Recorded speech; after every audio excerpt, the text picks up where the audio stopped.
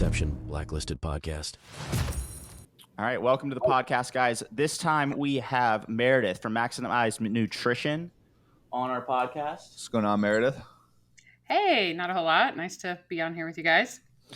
We're going to dive into kind of what the business kind of looks like, what she's, like her background, and then answer a lot of questions people might have about nutrition that they don't really actually know, that they have to just research on Google or Wikipedia and on the internet machine and find out. Is it or Google instead of Dr. Google? Dr. Google. Well, or they like see things on, Instagram or TikTok or whatever and take that as like hard gospel, which is scary, gotta say. My favorite influencer on TikTok. I find it so annoying when people come up to me and they start explaining something and they're like, "Oh, I saw it on TikTok." I'm like, that's the world. I don't care. I know. It's a little sad, but that's a podcast for a different day, I'm sure. For sure. Honestly, so the reason that I started a nutrition company is because I've actually struggled most of my life with nutrition. I tell people pretty upfront, I struggled most of my life with eating disorders. And when I was, even through an adult, like I would run a lot and I didn't eat a lot. I'd run to punish myself if I thought I ate too much or the wrong thing. And when I actually, it's honestly, when I started CrossFit, I realized that I needed to eat. That food was like, I needed to figure out how to fuel my body. So I went looking for a coach, someone to help me. And I actually ended up with some pretty amazing people. Two of them happened to be PhDs that are way smarter than I am. And I got the opportunity to work with them and then train with them when I decided that this is what I wanted to do. Because once I realized like food was not my enemy and food was fuel, like that's when I'm like, okay, I've got to tell the world. Like everybody needs to know this. It changed my life. And so it was a hobby for a long time that I kind of just kicked around. And then it was when COVID happened, right, is when I started doing nutrition online. And that because everybody was home, right? Mm-hmm. Everybody needed help. And that really gave me a platform. I had worked with another company and went out on my own a year and a half ago and started Maximized Nutrition. And I'm fortunate that I've got two other really good coaches that work with me that we all kind of our roots are in CrossFit. Like we work with people from all walks of life. We think honestly, anybody who really dedicates themselves to training, whether like on a regular basis, we consider an athlete, whether it's running, whether it's CrossFit, whether you're elite, whether you're beginner, novice, whatever.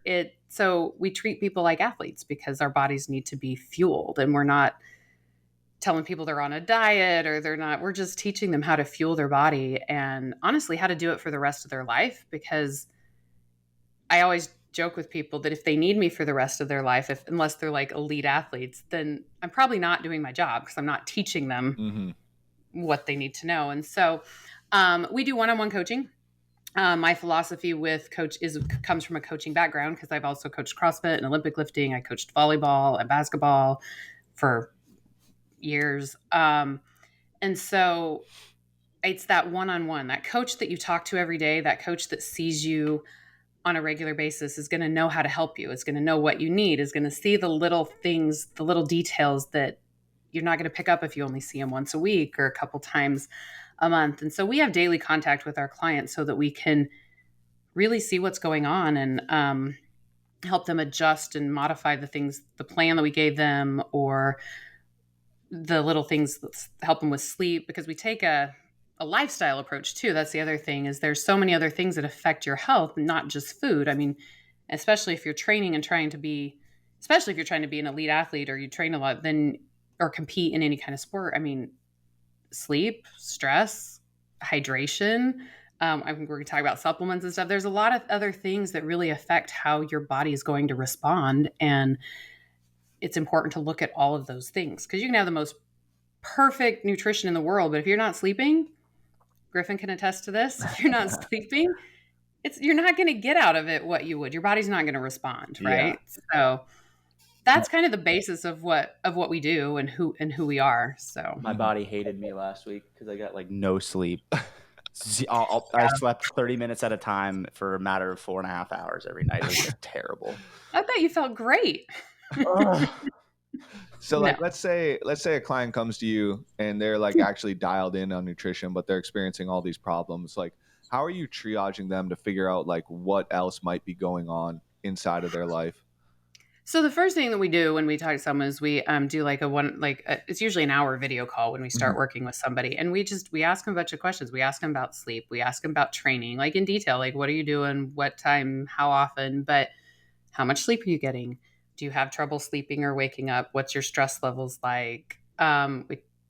Caffeine, how much caffeine are you drinking? How much water are you drinking? We really try to get as much information as we can. We tell people you cannot give us too much information Mhm. and you can't ask too many questions. And so as I start to listen to people tell me some of these things, I've done this long enough, I get these little keywords, so to speak, where I'll Mhm. be like, okay, we've got to talk about this, and we've got to talk about this, so we've got Mhm. to talk about this. So we have a system that we kind of go through to figure out what we need to focus on. Mhm. And then as we start to implement things a little bit at a time, then that changes this. And okay, well, now we fixed this, but now we're seeing this. And so it just, again, it's kind of that daily interaction with them to figure out what's going on. Totally. And is there like one thing you see more often than others that's kind of like big problem? Like you're like, okay, well, if they're coming to me, they're eating well, they've got like their macros are on point. Mm-hmm. But like all these other things are going on. Are you like, okay, if we focus in on the sleep, that will fix some of these other things, or if we focus in on like the life stress, that'll fix the sleep Mm-hmm. and fix some of these other things? Is there like one thing that you target specifically right off the bat, or? Actually, the first thing we target is because rarely does somebody come to us with their macros dialed in where they're actually eating enough. The Yeah. biggest problem we see, 90% of the clients we work with are under eating. Okay. And it's either that or they're not in the right ratio. They're under eating protein, they're under eating and overeating fat, or under eating carbs, and that, or we need protein. They're way high on protein. Mhm. I had someone come to me one time that was over 300 grams on protein. I'm sorry, nobody needs 300 grams of protein. That's wild. But and he had all these stomach problems, Yeah. and that was the thing. But so it's even if like calorically they're enough sometimes for the training that they're doing, Hmm. they may not be, the ratio might not be right of the macros that they Okay. need, or sometimes it can be a food quality thing. But that is usually the thing. People will think that they're eating enough Hmm. and they're not, or they're not getting, like I said, the right amount. Every once in a while, we'll get someone who comes to us and is like, got their number perfect, but then it ends up a lot of times being about eating around their training, like meal Okay. timing a little bit, like when they should eat before and after and during, and then even before bed, like timing of new food before bed is important. So Yeah. those would probably be the two things. And then and then after that, it kind of gets into a lot of things, because some people really focus on sleep. Some Mhm. people really focus on trying to not to have a stressful life, but it's really generally about either not eating enough, not eating the right amount of the different of protein, fat, or carbs, or the timing of it not being correct. Gotcha. Gotcha. And like, so this is probably a little bit of a tangent here, but No. let's say somebody's worked with somebody in the past. They've gotten macros. They're like, okay, I'm good. I'm just going to eat these macros for the rest of my life. Like, is that something that they should be looking at doing? Do macros change over the course of your life? Like, what kind of adjusts those numbers? So, like, if somebody does come to you, like, well, I've been Yeah. eating these for 5 years, and I'm experiencing all these issues. Like, but I am like dialed into these numbers. Like, what are you kind of talking that person through? Well, again, I'm going to make sure that those numbers are good for the amount of work they're doing, because as we change, right? Like our activity and stuff changes, but also as we age, like we need things are different, things change. I'll use women's bodies, for example. As we age, if you get, into your late 30s, like you're starting into, perimenopausal type stuff. And Mhm. what we women have a tendency to do is try to cut like carbohydrates, and that's like the worst thing that they could do. They Yeah. need to have a little bit more. But it could change, because maybe they're not putting forth as a high intensity as they are, or maybe Mm. because they haven't seen the changes, or they've got these other things, they're doing more intensity than they Mhm. were when those macros were given. And that's kind of the other thing when it comes to macros, is they can change constantly. I have a few people that I've been able to dial in right away and been like, okay, sweet, we nailed it on the first try, Mhm. and they're good for a while. But if anything changes, and sometimes it's things like stress. The worst thing that you can do is like is cut food, like when you're really stressed out. But if you're in a high stress situation, your needs of your body change because your body goes into fight or flight. And when you're in those fight or flight type situations, how your body handles that is it uses all the ATP from your muscles, right? All that energy, those glycogen stores. And so you can get done, like if you have a argument with your boss or your spouse or like something, family member, something, right, that's really stressful. People are always like, I'm just exhausted. I'm like mentally, emotionally exhausted. Well, they're also physically exhausted because their body just used all their energy stores. So in people who are chronically stressed sometimes their needs actually change and they actually need more food to help like bring cortisol levels down, to help them sleep better, things like. So I don't think that you can have just a single set your whole life. I mean, but you can have maintenance ones, if that makes sense. Okay. Like I have a lot of people that I can kind of send on their way. And if you're really just focusing on making good food choices and like nothing really changes in your life, I think you can do pretty well. Does that make sense? Yeah. And kind of come back to it. Yep. So that's kind of your education goal, is to be like, hey, when we get you to this point, like here's your maintenance numbers, and then we'll kind of send you off on your way. If you ever need like a check-in or something, like reach back out, we can kind of do a little reset and then kind of send you on your way again type thing. Absolutely. And I'm fortunate that I do have a lot of old clients that'll do that. They'll come back sometimes for a month. They're like, I just need your help for a month. Or we do these nutrition audits that are 30 to 45 minutes where people can just schedule those, a one-time thing where we talk about it and talk about what they need and what they need to adjust. So that's a really good place for people to start too.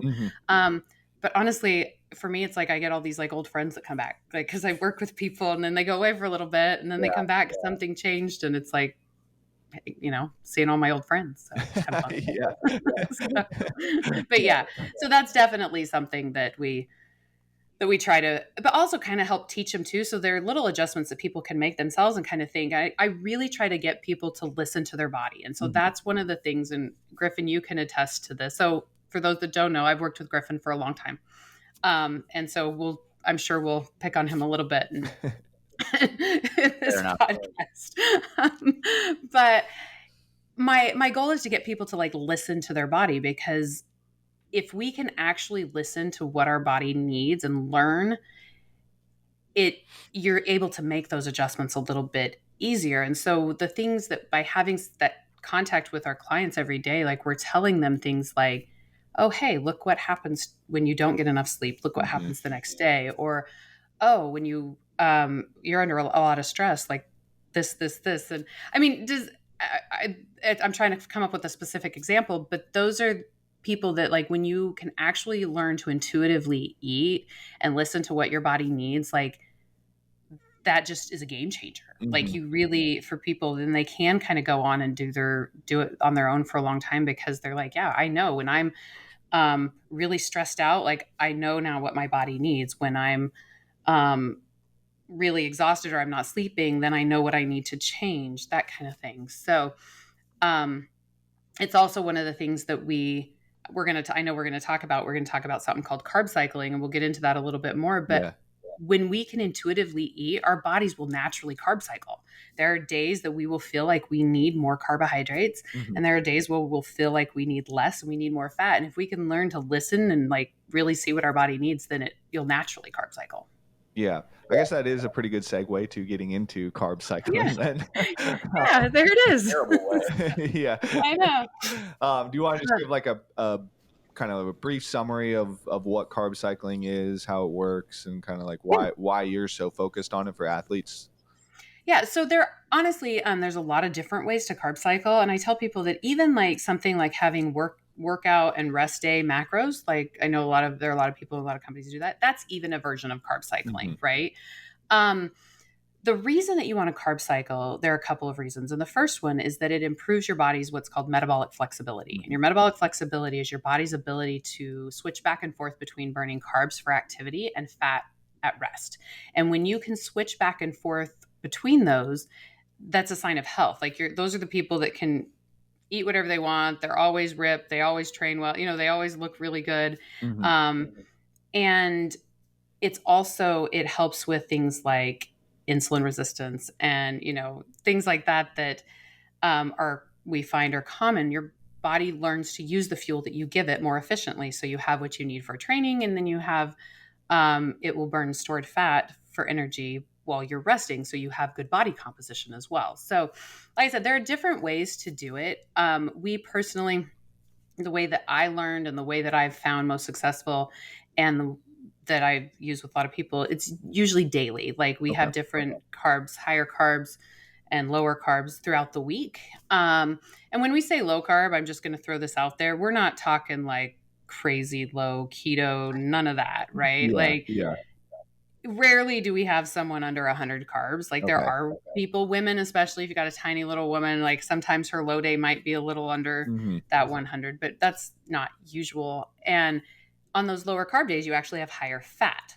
So, because fat, that's one of those things that helps. That higher fat helps with satiation on those low days, but also helps with the metabolic flexibility. And for athletes, it helps with recovery. So that's kind of what carb cycling is. The reason that I use it in just a general term, one, if we're looking at like the CrossFit world, it fits with CrossFit methodology because it's constantly varied, right? Like it keeps your body in a constant state of change. But also it fuels your performance. So your higher days, obviously give you the carbohydrates and the energy you need for your training, for whether muscle gain, for whatever it might be. But then those low days, you throw in a couple of low days and it forces your body to burn that stored fat, and it helps you with body composition. So there is, people always say, well, you can't lose weight and put on muscle at the same time. Well, you can lose fat and put on muscle at the same time when it's done correctly. Now, the amount of muscle, and I mean, there's always different things, but it is possible. Yeah. But then also, like I said, it helps athletes keep their body composition where they want, but also still feel good in the gym. And the regular person the same way, right? It helps them, because I have 50-year-old women that carb cycle, right? That aren't doing, that aren't in the gym for 5 and 6 hours. And the reason is because it helps improve their metabolic flexibility, but also they're able to feel better doing whatever they're doing, like whether they're walking or run, and then have those low days that are helping their weight come down, helping their body composition change. For sure. I guess I have a little bit of a question here. So like my understanding from like keto and like fat cycling and stuff like that, I understand like you still burn fat as an energy source, but like is keto trying to burn a different energy source than fat, or like what's kind of going on there? So keto is very interesting. And again, I'm not the smartest person for this, but one of the PhDs that I worked under, he did a lot on like insulin and diabetes, and like he did a whole podcast I listened to one time just on keto and about whether your body actually goes into ketosis and things like that. And there's a lot of myths around that. I don't want to get into that, but there's a lot of myths kind of surrounding that. But the premise of keto, what people are telling you is that if you aren't giving your body carbohydrates, that it will have to burn stored fat for energy. Right. However, that's not 100% true, because I'll use an example. So I have a friend whose niece had seizures and they had to take her to the Mayo Clinic. She had, epilepsy, and they had her go on a ketogenic diet because it helped with that. But they specifically told the family, this is not for you. This is for her because your brain's preferred energy source is carbohydrates, right? And when your body needs fuel, fat is actually hard to break down. Right. And it's hard for it to and so if it doesn't have carbohydrates to balance that, it'll start with soft tissue, right? So that's why people lose muscle when they're on keto. That's why, not going to get into it, but again, that goes into some of these weight loss drugs. That's why there's so much muscle loss with some of these. I just did a podcast on that. If you want to find it, I just did a podcast. We won't bring that up in this one, but there's a lot of muscle loss, a lot of soft tissue loss. And honestly, that it can affect your brain as well. Okay. And so people are not I mean, you do burn stored fat. You do. It's why people lose weight, but they're also losing a lot of soft tissue as well. It's not just body fat they're losing. Got it. So, Got it. because your body's going to take the easiest energy source. Yeah. You could also watch South Park. They did a whole episode on Ozempic. Well, there is that. Ozempic on the needle injections. And That's amazing. That's fun. it's insane. I'll That's check funny. that one out later. Yeah. That's funny. Okay, so carb cycling, balancing out kind of like your ability to burn fat and carbs by having lower days and higher days. You like to do yours throughout the week rather than having rest day macros and training day macros. We try to match our low days up with rest days. I mean, that typically works for most people. It doesn't always. A lot of times carbs aren't so low that you couldn't work out on a low day. It kind of just, there are a lot of different factors that depend. I have known people that have done, like, I've heard of carb cycling where it's like for weeks at a time and then you have off weeks and things like, so I know there's other ways to do it, but yeah, that's how we do it throughout the week. We do try to match up. We have high, medium, low days. Like we try to match up the low days with your rest days. But like I said, it doesn't always work out that way and it still ends up being okay. But the other part of it, and this is kind of, there's another part to the metabolic flexibility, and this might kind of segue into some of our performance stuff for athletes, is that the other thing that helps improve metabolic flexibility is your timing of food around your workouts. Okay. So everybody always has known forever, right, that we need protein after our workout. Won't ask anybody, go to the gym.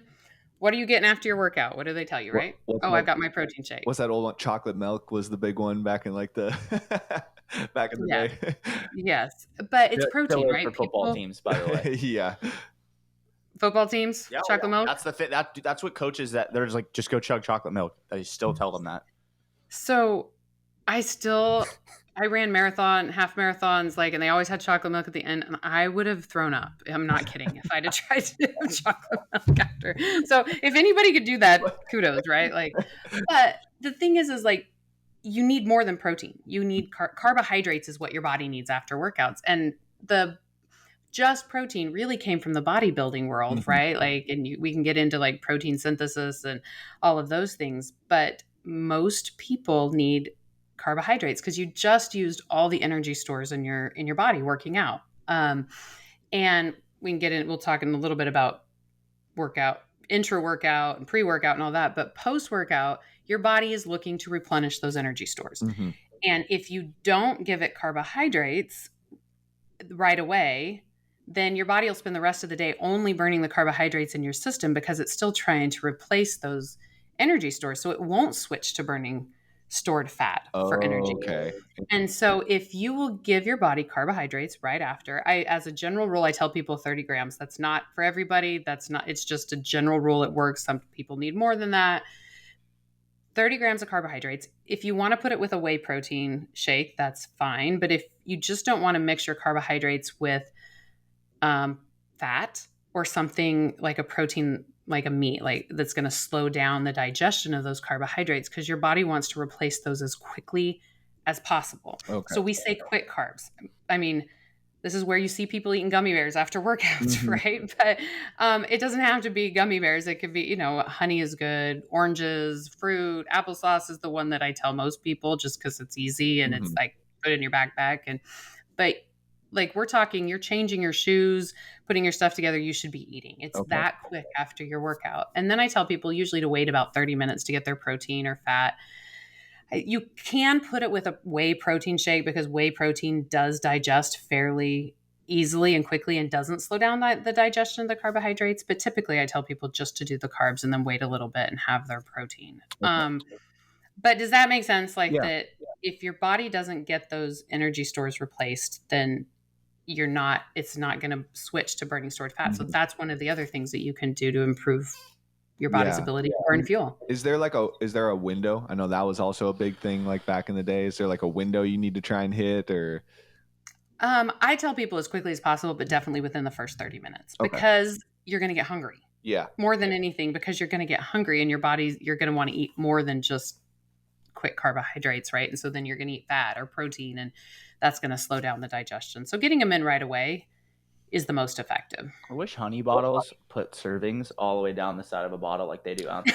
That would be nice. Then you Yeah. just hit the chug bottle, honey. dude. You just make life easier. Well, I have little honey packets. You get these little honey packets that are pretty good. From KFC So, to the biscuits. well, no, but those have worked. Well, You Hey, heard it find them here at first, Walmart. go to If you have these little- KFC honey packets. There you go. That's your tip for the week. KFC Yeah, honey packet yeah. post workout. So that 30 grams of carbs Mhm. after the workout, that'll allow you to start getting into much more like, is it quicker into metabolic flexibility or just like sustain metabolic flexibility? It helps improve it, right? Okay. So that's everybody. It's one of those small things that you can do that will help improve metabolic flexibility. Those people that are like, I work out all the time, I'm not losing any weight, and even if their food, they're not overeating. Sometimes a little change like that can help their body lose more fat. Like Okay. it's just there's always also usually a lot of other things that are required, but I've seen people that have just really focused on fueling around their workout, Mm-hmm. and it's actually then they'll start to see those body composition changes. Got it. And the other thing too is it's about recovery. Mm-hmm. Right. So the thing that I ask people, and you guys can probably appreciate this, especially in like a competitive CrossFit world, but the thing that I ask people is after you finish a workout that destroys you, how long is it before you think you could do it again? Like maybe not like to the same level. You might not want to, but how long is it before you think you could do it again? Well, like, are we talking about like performance, like perform on it, or just do it again? Do it again at a reasonable level. Like I Okay. said, maybe not the same level. I mean, just speaking from like a coaching background, that varies a lot on people, but like at least probably a week for higher power output athletes, if that makes sense. Okay. So maybe we're talking about something completely different, but like if you go in, because honestly, you should be able to redo something like that in about an hour. Okay. But like maybe we're talking about like not a whole training session, not Yeah, like 3 yeah. hours, right? But like let's say you did, let's pull a girl what? Cindy. Mhm. Okay. If you're in decent shape, how long would it take you before you could do that 20 minutes again? Oh, 20 minutes. not me. I'm notorious for like retesting open workouts on Mondays and getting like a rep, maybe better. So Well, it should be about an hour. Like, so Yeah. if you're fueling properly before your workout, during your workout, and after your workout, Mhm. then you should have that recovery time. Of course, I know there's a lot of other factors in there, like Mhm. sleep and all of that, but you should be able to turn around and do it again, whether Yeah. you want to or not, and maybe not at the same level, but not die halfway through. And the Mhm, reason, mhm. and that's a fuel thing, right? Like Yeah. that's where you know that your body is fueled. And because think about even in a competitive CrossFit, right? That's what we do. I mean, it Right. may not be that fast, but you need to have the fuel to like turn around and do it again because you've got another event coming up in an Mhm, hour or two, mhm. right? So that's where making sure that your nutrition around your training is good because you got to be able to do it again. Yeah. Yep. That makes sense. So, and even for somebody who's not a competitive CrossFit athlete, if I go for a long run on a Saturday morning, I don't want it to wipe me out for the rest of the day like it did when I Mhm. ran because I didn't know how to fuel and I didn't know what to eat. And I Right. would run on Saturday and not do anything the rest of the weekend. So it's like knowing that you can fuel after that and still not be dead all day. Mm-hmm. Mm-hmm. Yeah, that makes sense. And yeah, I guess like putting in perspective of like the multi-day competition stuff and like just doing one competition or like one workout. Yeah, that does. I know you said training session, but yeah. I did say train. I'm sorry. Like that was my. No. You said no, mistake, not yeah. a full training session. My brain didn't connect that fully, so I apologize with that. No, you're fine. But yeah, no, that makes total sense. And so like you're saying that a lot of people might be just experiencing fatigue after a workout, like low energy levels because they aren't fueling properly post their workout. So they're just kind of like, I need to almost go take a nap type thing. Yeah, post for sure is the first thing that we look at, right? But it also is part of pre and intra workout too, Mhm, like mhm. making sure that you're fueling around. And if you're not getting enough in general, let me just caveat this. If you're not getting enough food in general, just getting carbs after your workout is not going to make that much of a difference. It will make a little bit of difference initially, but it's not going to make a difference overall. If you're under eating and training for 3 or 4 hours, you're going to feel like trash all the time. Mm-hmm, mm-hmm. Right? You might feel a little bit better after your workouts, but it's still enough. So I'm talking about people that they're eating enough and overall. Yeah. And they want to improve how their recovery is and how quickly they can turn around, then post-workout for sure, but also pre and intra-workout. Mm-hmm. And when I'm talking about pre-workout, we're talking what are you eating before? And this is a little different for everybody. I used to say 30 grams of carbs 30 minutes before you work out, right? Like to have that those carbohydrates, that glucose, that glycogen in your system for that like back half of your workout. Mm-hmm. But there are a lot of people that especially I'm finding that when you train for these long hours, these 3-4 hour sessions, that you actually need a little bit more carbohydrates and you need it with fat to kind of slow down the digestion of those carbs to kind of fuel you a little bit more evenly, I guess, through the workout. Griffin, you were one of these people that we kind of figured this out with. You were having crazy sugar spikes. We added the fat in there before and it really leveled that out and you had more sustained energy during your workouts, correct? Yep. Don't put MCT oil in plastic that isn't BPA certified. That was an interesting text message that Griff sent me one day. So literally melts plastic. It does. Dissolves it. Oh, really? Yeah. Oh, wow. And you're like, well, why would I put that in my body, right? But your body isn't plastic. But we used MCT. Yeah.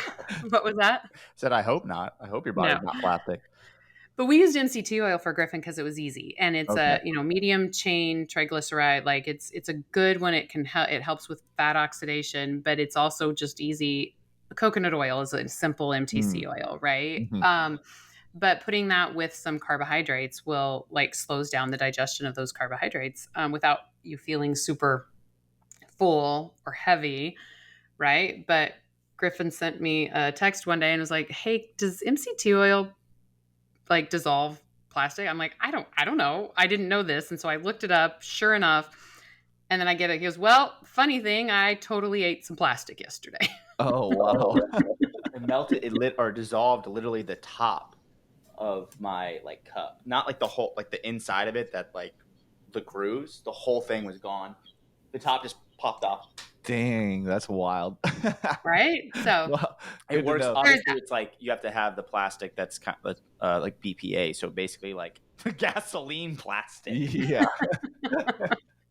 Crazy stuff. Well, Yeah. But having those, pre-workout's a little different. And some people, depending on when they eat a meal before, they might be okay going pre-workout. They might need a little bit more carbs right before. 5 a.m.ers are always the ones, my first thing in the morning, they're like, I can't eat before. And honestly, for them, it's about the day before and the night before. Okay. I usually tell them to make sure they have some carbohydrates before bed. Then your body's not using all your glycogen stores while you sleep.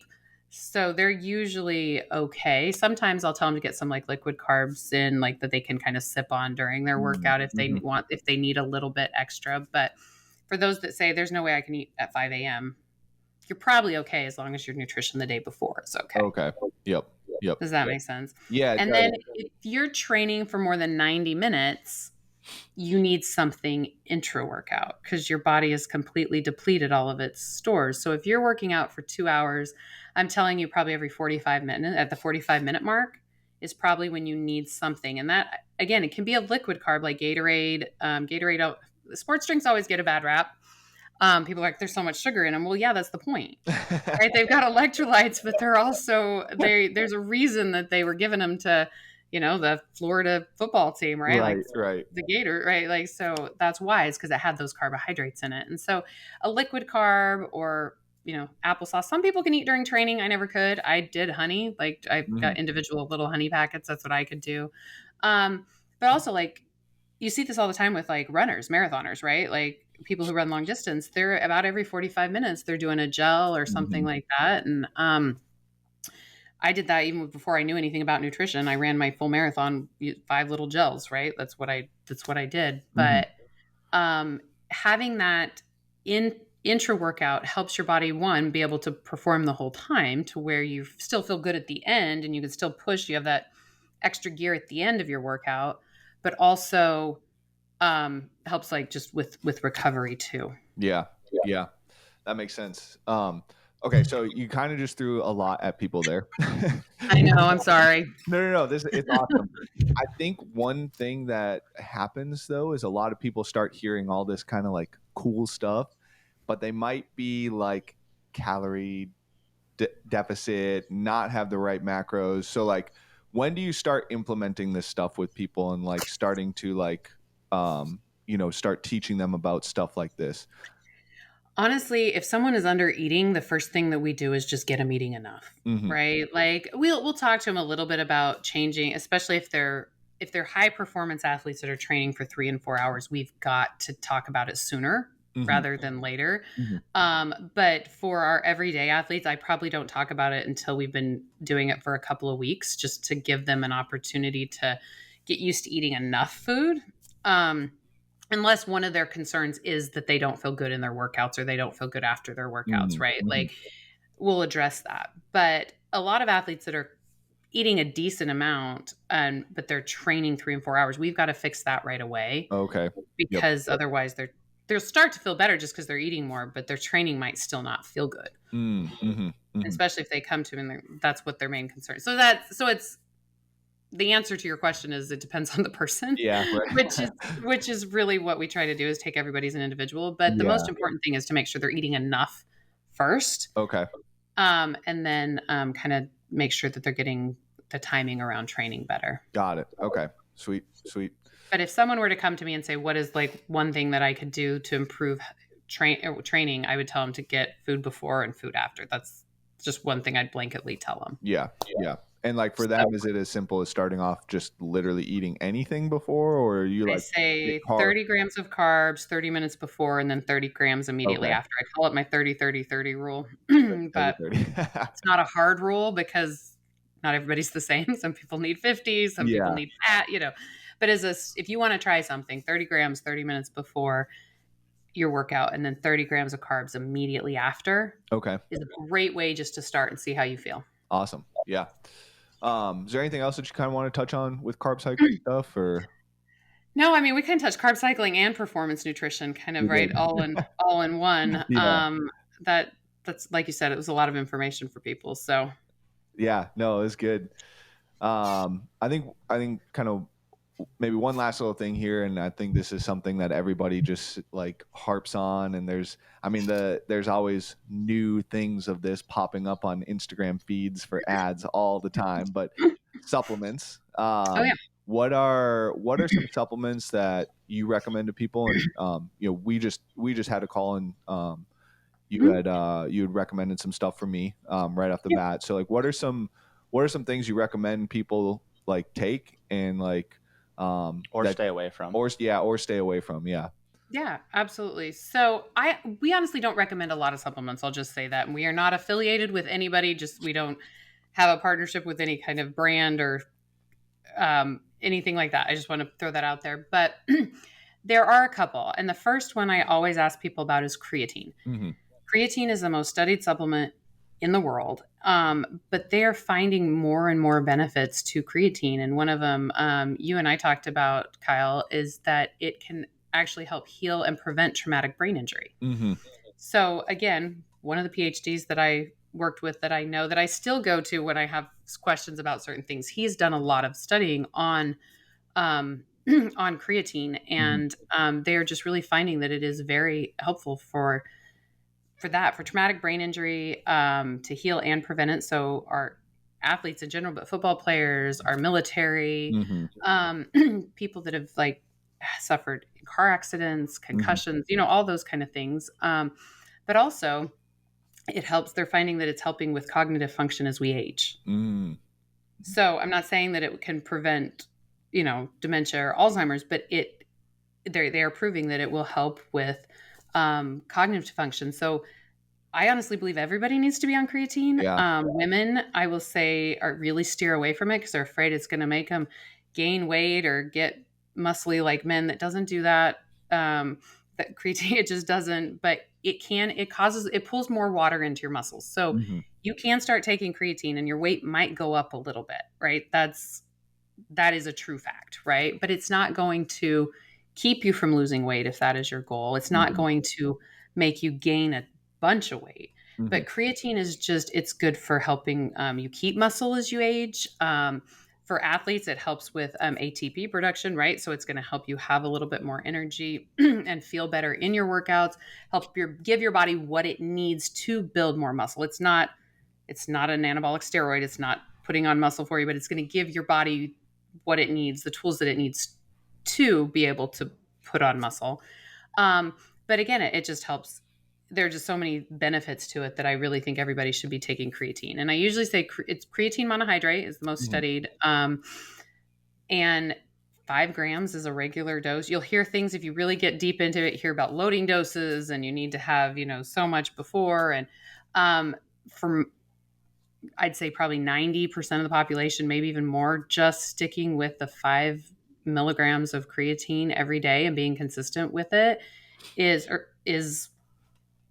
enough, and you'll have a lot of benefit to it. Yeah, that seems almost more like you're getting into ultra hyper performance levels at that point in time, and like it kind of like going back to like, hey, you need to have the calories set up before we can start talking about a lot of this other stuff.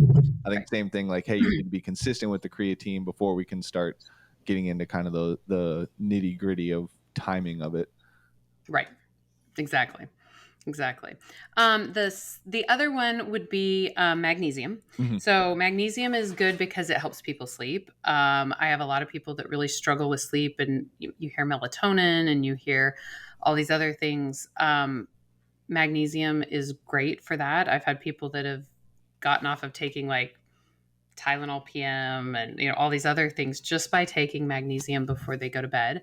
And it's also good because it helps with digestion and stuff too. You just want to make sure you're not taking too much because that can happen. Yes. And again, it's not one of the first things that I recommend to people, but a lot of people, magnesium is, I would say it's actually probably the one I recommend third.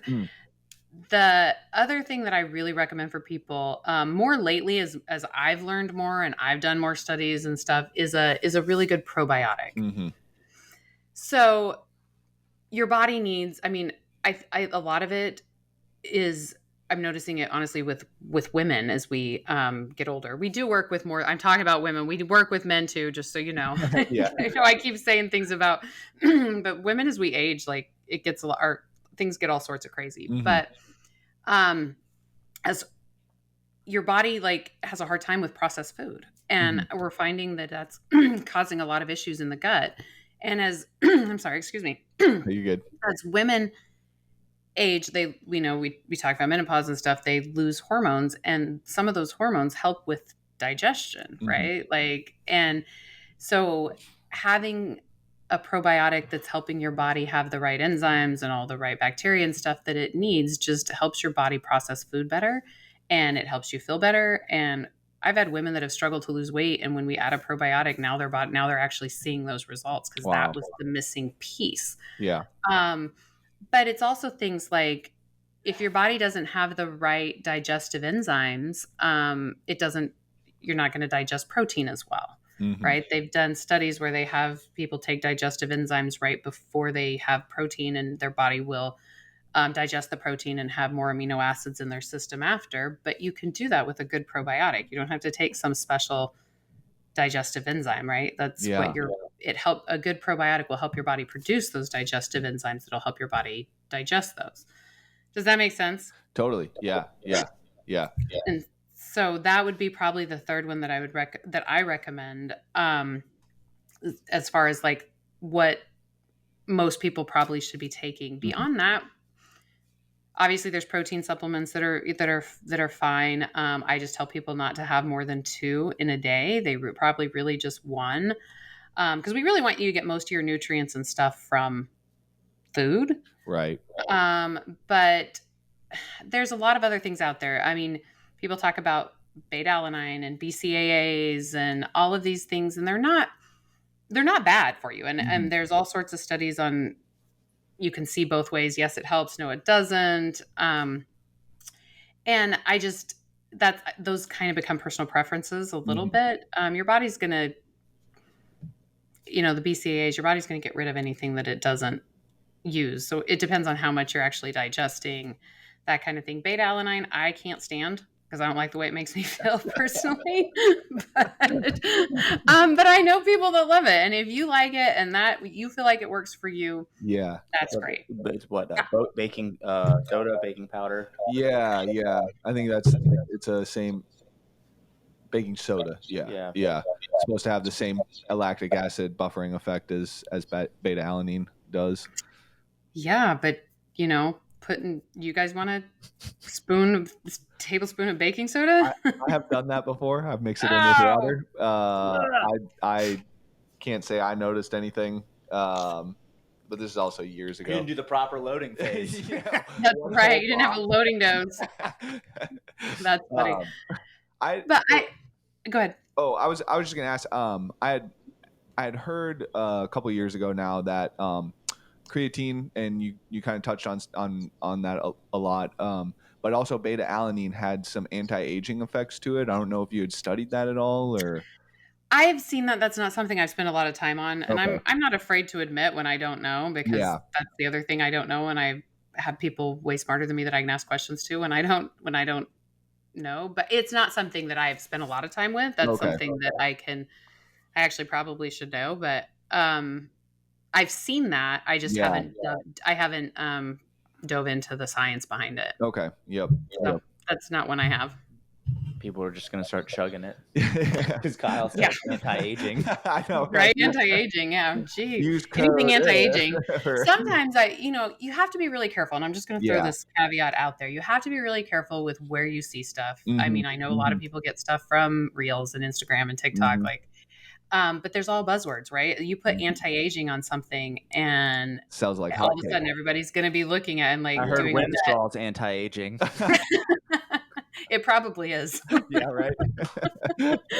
But even people somebody asked me about, or someone said that they saw this and it was did the same thing that Ozempic did or whatever. And I looked at, it's just a probiotic.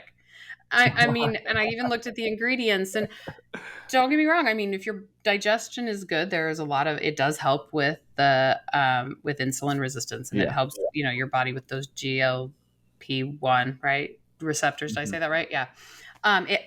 Your digestion does, but there are a lot of buzzwords. That's where I was going. There's a lot of buzzwords. And so I really encourage people to do the research and look or ask an expert. And just because they have a lot of followers on Instagram doesn't necessarily mean they're an expert. Right.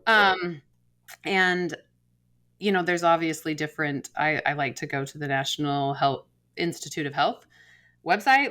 If you don't mind looking through abstract articles and research articles, there's a lot of really good information there. But again, do a little research before you just kind of blanketly take, because they know marketing is, people know how to market to people. That's a good hot topic question. What's your take on prebiotic drinks that are popping up everywhere? So you have Poppy, Olipop is the biggest one that's popping around right now. Yeah. On their benefits for people. So prebiotics are very beneficial. And sometimes if someone's having a lot of gut issues, or they've got a lot of bloating and a lot of things like that, I'll recommend a prebiotic. But a prebiotic is something that's fermented. So the ones that we recommend that are natural would be apple cider vinegar. And there was a whole diet on apple cider vinegar years ago. So I'm talking about one teaspoon diluted in water 3 times a day, 2 to 3 times a day, can really, really help that initially. Things like there's kefir or kombucha or sauerkraut is a prebiotic because it's fermented. Pickles, those are prebiotics. So prebiotics are important. You have to be careful when you're taking prebiotics and probiotics together at first, because it kind of mess up a little bit of your good bacteria. So you usually start with one or the other. Start with a probiotic and then add the pre, or start with the prebiotic and then after a while add the probiotic.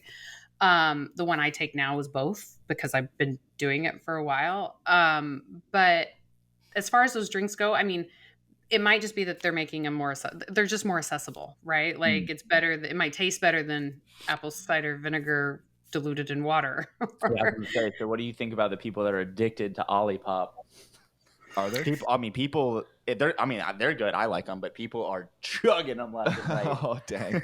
Well, it's one of those where it's like there's too much of a good thing, right? Like you can have too much in your system. It's a balance in your body. There's a recommended serving on those. Like I would definitely stick to that recommended serving for a reason. I tell people Not one case. Not one case. And maybe just one a day. But it is like, because you can mess up, like that's what it is. It's trying to help your body restore good bacteria. But too much of it can be bad too. There's a balance. Do you think it's important if you are taking a prebiotic to take a probiotic? Eventually, yeah. I think that you need to take a probiotic, but not give it a little bit of time, like not start them at the same time. Yeah. If you're taking the prebiotic, you've been doing that for a while, taking those Olipops for a while, your body probably needs a probiotic.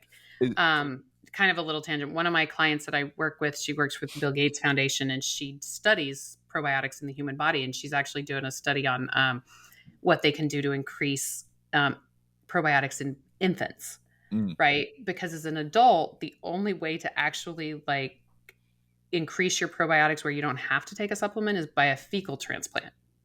Look that up if you don't know what it is. South Park actually did an I know it's like so, but and so when you need more when your body needs more probiotics, you have to take them. And so I've learned a lot from her. And you just, again, you want to make sure that you're just not messing with that balance in your gut. So if you're having a lot of like bloating and a lot of issues like that, then I would recommend a prebiotic for a couple of weeks and then start the probiotic. If you just feel like your digestion could be a little better, maybe you don't have regular bowel movements, or maybe they're just off, or you just feel like food kind of bothers you a little bit, or, then I would recommend getting on a probiotic right away. And especially if there are a lot of people that think they have a lot of food sensitivities, and it turns out their body just isn't digesting it very well, and it just needs a good probiotic. So if you're getting on pre and probiotics, is this something that you can eventually wean yourself off of, or are you like, obviously you need them, but is this something that you're probably taking for the rest of your life type thing, or? Prebiotic, yes, you don't need that all. Like you can wean yourself. Like you don't have to have it all the time. I usually take them. Like I said, the one I have now has both, but it hasn't always. I've done it like as I've needed. A prebiotic. Apple cider vinegar is the one that I would use because it's easy. It's in my pantry. And I'd use it for a couple of weeks, and then I probably wouldn't use it for a while. But the probiotic, you cannot. If you probably need it. Yeah. It's a vitamin you take for the rest of your life. Yeah. Yeah. Good to know. So because that's why I was saying, so you can't, this is what this client of mine, scientist, you can't actually get your body to produce more of those. You have it's without doing something crazy, but that's why they're trying to do it in infants, because you can in infants. They're just trying to figure out the best way to do it. Yeah. Yeah. So like essentially what you're saying is like, if your gut microbiome is screwed up as an adult, it's screwed up for the rest of your life, basically. Well, yeah. No. Yes and no. It's not going to get better probably on its own. It's going to need some help. Yeah. Either really, really tamping down on food quality or like taking a probiotic. Got it. Yeah. So cool. And then I have one other question. Sure. When you're looking for a probiotic, these are essentially like live bacteria, correct? And are you looking for something that comes, like they have to stay alive, right? And so like my understanding is that you need to order something that comes refrigerated, essentially. Not necessarily refrigerated, but you want it in a dark glass bottle because it's about light. And it's really interesting because I did that one time. I left mine out, like I had it and I left it out and it changed color. Oh, wow. Okay. Like it's a capsule, that you can see. And I put it in like a Ziploc bag because I was going to take it with me on vacation, and they changed color. So they probably weren't effective. So, but they should come in like a glass bottle, a dark glass bottle. And what they're looking for too is you're looking at the, it's CFU is what it is, and how many billion there are, and you can see when they'll claim that they're normal, like I see them all the time for like 2 to 4 billion of those in a probiotic. The one I take actually has 70, and it has 14 different ones. I can always, it's something that someone recommended to me that I like. I think everybody's a little bit different, and you can ask. I had a client that went in and asked her pharmacist, and her pharmacist had a really good recommendation for Okay. it. So, Yeah. if you're, if you want to know, you can always reach out, and I can kind of tell you which ones that I see and which ones I use. But you can get them over the counter. You can get them at your local pharmacy or grocery Okay. store. You just want to make sure they come in a dark glass bottle, and maybe get a recommendation from someone who's tried it. And if you're not noticing a difference, you might need a different one. Yeah. Yeah. So try more than one. Yeah, if it's not working, I tell people I ran out of the one that I use, and I got one just over the counter that someone said that they'd had good luck with, and it didn't help me at all. Like, I was miserable. I'm not kidding. I looked 7 months pregnant every night.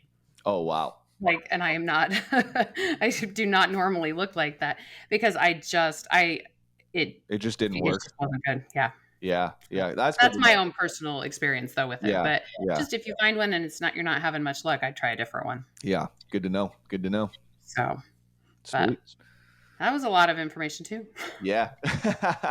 All good stuff though. All good stuff. Any other questions, guys? You got anything? No, I see her every week. Yeah. Yeah. He asks me all the questions. Right. Yeah, no, I think this is some good info for everybody, if you're listening. So I think, obviously reach out. Excellent at what she does. And if you couldn't tell, she has a wealth of knowledge about the human body.